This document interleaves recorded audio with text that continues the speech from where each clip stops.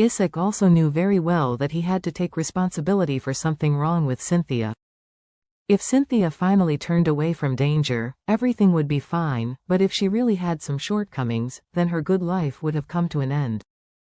What's more, there was Charlie's mother-in-law who disappeared with her this time. Therefore, he further increased his search power, and even transferred the entire Shangri-La security guard out, just to search for the whereabouts of Cynthia and Elaine as soon as possible. However, the clues need to start from the beauty salon and a little bit of searching, so it is impossible to find them immediately. Charlie had also left home at this time and went to the beauty salon to meet Isaac. He was worried about two things at this time. One thing was that Cynthia exposed his identity to Elaine, and the other was that Elaine was murdered by the kidnappers. In fact, until now, he has no family feelings towards Elaine. After all, Elaine has been bullying and humiliating him for more than 3 years, but only recently has she changed. If there is a choice, Charlie hopes that Elaine will evaporate. However, Charlie felt a little unbearable when he thought of his wife Claire. Claire is very kind after all, and she can be considered very filial to Elaine. If Elaine disappears for no reason, her blow will be extraordinary. The last time Elaine entered the detention center, she was missing for just a few days. Claire was going crazy.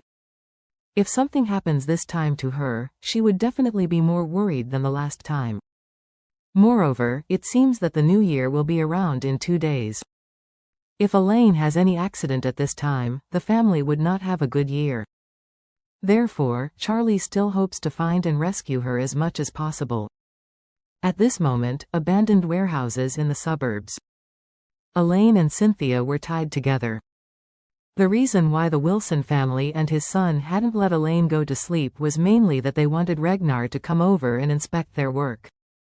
After all, cannibalism is soft and short. The Wilson family got so many benefits from Ragnar, but they never let Charlie family jump in accordance with Ragnar's explanation, so Ragnar felt very insecure. This is mainly because the Thompson villa they live in is not their own, but Ragnar lent them to live in. Moreover, Ragnar's investment in the Wilson Group's money is also conditional.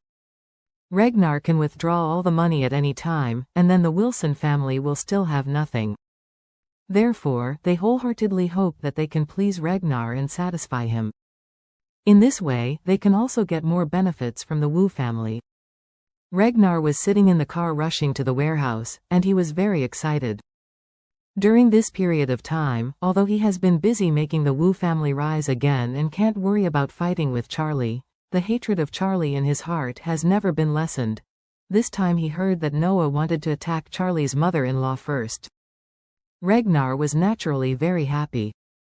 For fear of missing the show, he asked his men to drive over to watch the live broadcast. As soon as he arrived, Harold ran to open the door of the warehouse himself, and let the Rolls-Royce with Ragnar drive in. Noah walked to the car door excitedly and took the initiative to open the rear seat door for Ragnar. As soon as the door opened, Noah bowed very humbly and said, "Mr. Ragnar, you are here." Ragnar nodded and saw Elaine tied back to back with Cynthia on the ground. He sneered and said, "This is Charlie's mother-in-law, right?" "Yes." Noah said with a bit of bitterness, "This girl, the #1 vixen in the universe, is as cheap as a bone.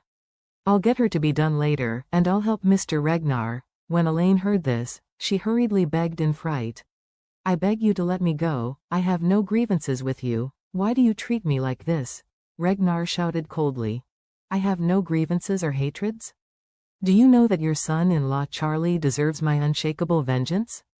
Today you fell into my hands. Don't blame my cruel heart, blame it you found yourself a good son-in-law."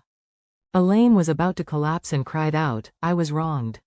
Charlie is not the son-in-law I found for myself, but the live-in son-in-law arranged by Noah's father for the Wilson family.